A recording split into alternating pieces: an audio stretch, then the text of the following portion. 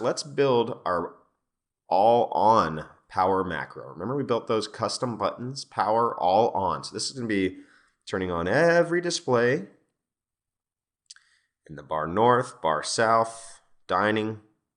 We've elected to exclude the patio displays, which are 13 and 14, and private room displays, which are 15 and 16 from this macro, but we will include 17 for the entrance. So I just chose one, power on and TV1, and now I'm just duplicating with Control D. And then I come over here and I just choose my other display so that I can power it up.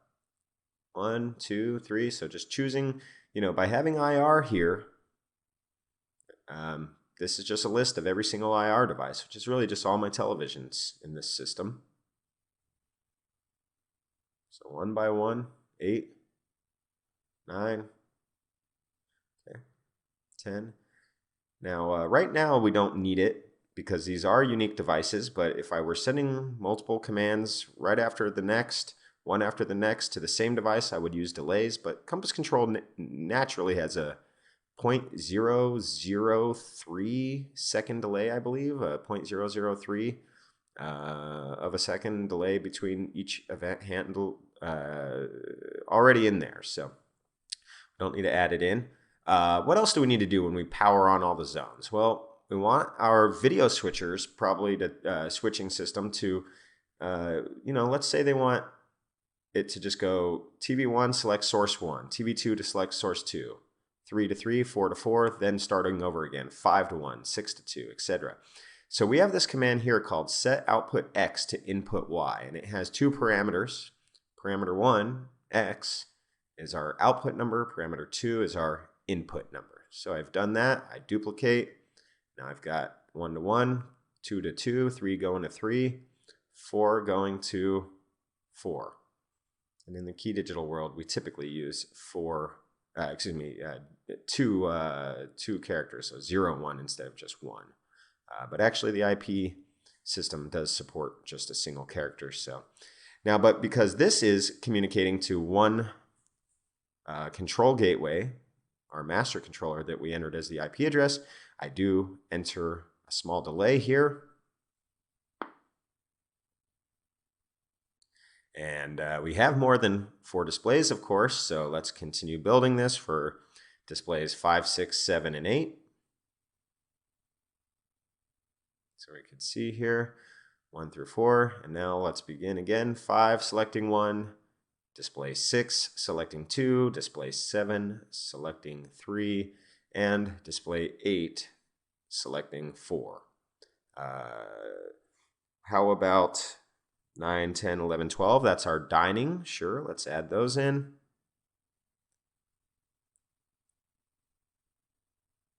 Could select the top, hold shift, and select the bottom of the range to grab a bunch of items and add to my clipboard so I could paste them. Okay, 8 was on 4, 9 on 1, 10 on 2, 11 display 11 watching source 3, display 12 watching source 4. 13, 14, 15, and 16, recall, those are not going to be in our system because they are the patio and private dining, so we don't want those to be turning on in the winter or if there's no event happening in the private dining. So we just get to go 17 back to 1. So now we have all the TVs turning on and our video routing switching around. And I'm just going to add a command for our audio matrix here. I'm going to bring it back up to the top. Why? Because, all of this is happening over the network. It's essentially instantaneous. So I don't have to wait all the way at the bottom of this sequence of events, all go into our video switcher here. Let me throw this up at the top since this is a different device. And we're just going to set all of our volume levels, all of our audio zones to select input 8. Okay.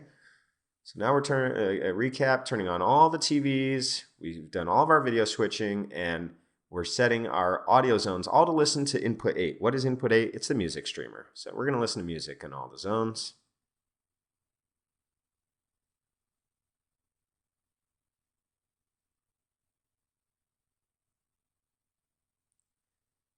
And what else should our audio matrix do? Well, we don't want it to be blaring in the morning, right? Perhaps the DJs were in the night before and they left the audio system really cranked up. Let's make sure that this volume level is reasonable here, okay? And with the MAX 8x8, I mean, all the devices out there will behave differently, but this device does unmute when you change the volume level. So we got output 1 set to volume 15, output 2 volume 15, and output 5 volume 15. So that's the bar, the dining, and the entry. Okay, so we're, again, excluding patio and private rooms, video and audio.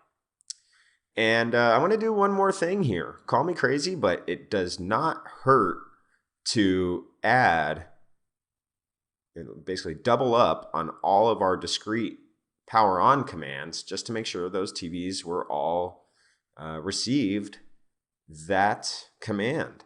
You know, when it's not when it's a discrete, when it's not a toggle command, it doesn't hurt to do that. So you know, this is a way to make sure you know, again, the bar restaurant staff have no you know, they could reduce all their time of that they normally would have had to configure this.